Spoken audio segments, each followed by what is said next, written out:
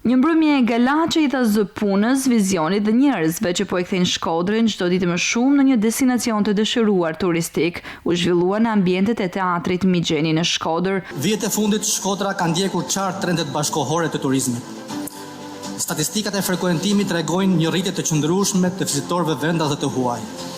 Një sinjal i fortë se qyteti ynë po fiton gjithnjë më shumë vëmendje dhe besim si destinacion serioz dhe konkurrues. Në 2022 kemi gjetë bashkinë me rreth 230.000 net fjetjet dhe vitit që mbyllëm me 560.000 net fjetjet.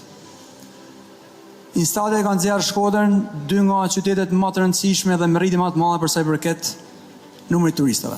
Gjatë mbrëmjes u vlerësuan biznese dhe iniciativa që operojnë në fushat e turizmit, hotelërisë, kulinarisë, aventurës dhe inovacionit, hallka thelbësore të një qyteti që ditë mirëprezë të ofrojë cilësi për vizitorët. E sidomos agroturizmi, sidomos në zonat rurale, që është pikërisht ky agroturizëm që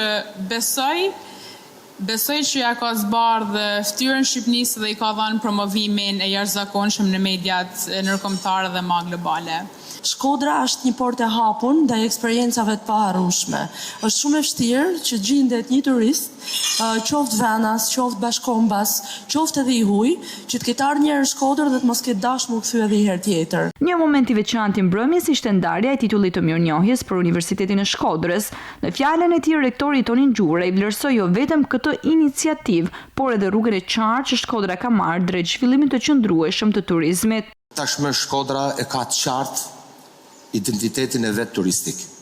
Dhe nuk mendoj që është e rastishme, nuk mendoj që është konjunkturale, por është një projekt i qartë. Në total u ndan 30 çmime, si shenjë mirënjohje për sipërmarrësit që investojnë me pasion, profesionalizëm, që vendosin standarde të reja dhe ide që e bëjnë Shkodrën më të vizitueshme, më të pëlqyeshme dhe më konkurruese në hartën turistike të vendit.